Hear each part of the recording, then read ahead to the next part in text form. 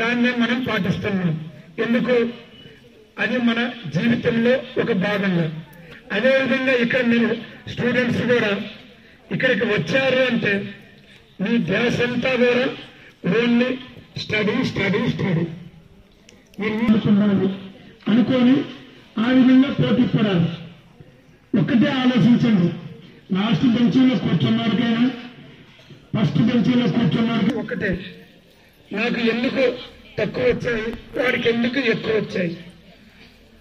అప్పుడు మీరు ఆలోచించాల్సింది, మీరు అబ్జర్వ్ చేయాల్సింది, గమనించాల్సింది, ఓహో ఆ సుబ్బారావు లేదు ఒక అమ్మాయి ఎలా చదువుతుంది, బుల్లెట్ పాయింట్స్ రాసుకుంటుంది, ఫస్ట్ ఉపోద్ఘాతము, తర్వాత దాన్ని సాంఘిక ఆర్థిక రాజకీయ ఆ విధంగా డివైడ్ చేసుకోవటం, లేదు వేరే డయాగ్రామ్స్ అయితే ఏ విధంగా మనము చేస్తే మనకి ఏ విధంగా మార్కులు వస్తాయి అనేది ఇప్పుడంతా కూడా టెక్నాలజీ పెరిగిపోయింది. ఇంతకు ముందులాగా బట్టి కొట్టుడు అనేది ఇప్పుడు మనకు అది పనిచేయదు. ఇప్పుడు ఎక్కడికి పోయినా ఐఐటి, నీట్, డాక్టర్లు, ఎంబీబీఎస్, ఒకప్పుడు ఎంబీబీఎస్ సీట్ తెచ్చుకుంటేనే ఎక్కువ అనుకునేవాళ్ళు. ఇప్పుడు ఎంబీబీఎస్ తో పాటు ఎండీ ఉంటేనే అప్పుడు అతను ఫుల్ ఫ్లెడ్జ్డ్ డాక్టర్ అంటున్నారు. మరి అదే ఎండీ తెచ్చుకోవాలంటే తక్కువ మార్కులు వచ్చినోడైతే ₹1,00,00,000 కట్టాలి. ₹1,00,00,000 ఒక్కసారి ఆలోచించండి, ఒకటి పక్కన ఎన్ని సున్నాలు ఉంటాయి. అదే మీరు కష్టపడి చదివితే టాపర్ అయ్యారంటే మీకు ఆ ఒకటి అవసరం లేదు, ఆ సున్నాల గురించి ఆలోచించాల్సిన అవసరం లేదు, వాళ్ళే ఫ్రీ సీట్ ఇస్తారు. ఈ సందర్భంగా మీకు ఒకే ఒక చిన్న ఎగ్జాంపుల్ చెప్తాను. హైదరాబాద్లో బాలమిత్ర ఐఏఎస్ కోచింగ్ సెంటర్ అని అందరికీ తెలిసే ఉంటుంది.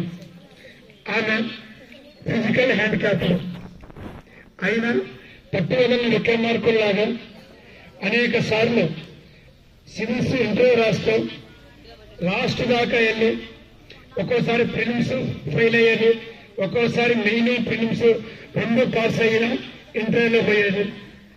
ఇంటర్వ్యూ అయిన తర్వాత కూడా ఆమె రిజల్ట్ లో పేరు ఉండేది కాదు. ఆమె ఫైనల్ గా ఆలోచించుకుంది, ఎందుకు ఆ గవర్నమెంట్ ఉద్యోగం కోసమే ఎందుకు ప్రాకులాడాలి, నేనే ఎందుకు తయారు చేయకూడదు అని ఈ రోజున ఎంటైర్ హైదరాబాద్ లో ఉన్న మోస్ట్ టాపర్స్ ఒక 10 నుంచి 20 కోచింగ్ సెంటర్లు, సివిల్స్ కి ఐఏఎస్ ఐపీఎస్ కోచింగ్ సెంటర్లు ఉంటే చిక్కడపల్లి క్రాస్ రోడ్ లో నెంబర్ 1 కోచింగ్ సెంటర్ ఎవరిదే అంటే చిన్నపిల్లల నుంచి పెద్దవాళ్ళ వరకు, అంటే గ్రాడ్యుయేట్ అయిపోయిన వాళ్ళందరి నుంచి కాంపిటేటివ్ ఎగ్జామ్ కి ప్రిపేర్ అయ్యే వాళ్ళందరికీ కూడా ఆమె పేరు తెలియని వాళ్ళంటూ లేదు. వై? బికాజ్ ఓన్లీ డెడికేషన్, పట్టుదల, ఓర్పు, సాధించాలనే తపన, ఆ 3